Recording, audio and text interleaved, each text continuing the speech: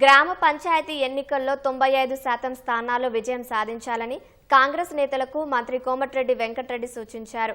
నల్గొండ జిల్లా కేంద్రంలోని Nagarjuna Sagar cross road నుంచి దర్వేషిపురం వరకు 50 కోట్ల వ్యయంతో నిర్మించనున్న 4 వరుసల రోడ్డుకు శంకుస్థాపన చేశారు మంత్రి. బీఆర్ఎస్ అనేది గతమని, బీజేపీ ఉన్నారేనట్లేనని కోమటిరెడ్డి విమర్శించారు. కాంగ్రెస్ పార్టీతోనే ప్రజాపాలన సాధ్యమన్నారు. సర్పంచ్ ఎన్నికల్లో నల్గొండ జిల్లా, నల్గొండ అసెంబ్లీ, తెలంగాణ మొత్తం 95% స్ట్రైక్ రేట్ తోని గెలిపియాలని యావత్ నల్గొండ తెలంగాణ ప్రజలకు విజ్ఞప్తి చేస్తూ నాయకులకు కూడా చేస్తున్నా. మీరే అభ్యర్థిని సెలెక్ట్ చేసుకోండి, మీరే ఎన్నుకోండి. 24 గంటలు ఎవరు గ్రామాలలో యాక్టివ్ గా పనిచేస్తారో వాళ్ళని వార్డు మెంబర్ గా, సర్పంచ్ గా ఎన్నుకోండి. 10 ఏళ్ళు టీఆర్ఎస్ చూసినాం. ఒక్కది చాలు. ఇప్పుడు కవిత ఒక్కొక్క మినిస్టర్ ఎన్ని వేల కోట్లు దోచుకుంటో లెక్కలతో సహా చెప్తుంది. కాబట్టి ఇక నేను టీఆర్ఎస్ విమర్శించుకోదలుచుకోలే. టీఆర్ఎస్ అనేది గతం, ఆ పార్టీ అనేది లేదు. బీజేపీ అయితే మన దగ్గర అసలే లేదు.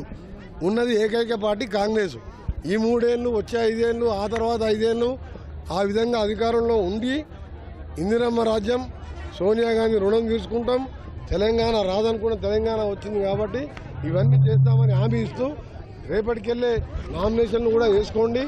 మీ అందరికీ కూడా ఒకటి చెప్తున్నా, సర్పంచ్ అనేవాడు గ్రామం అభివృద్ధి ముఖ్యం.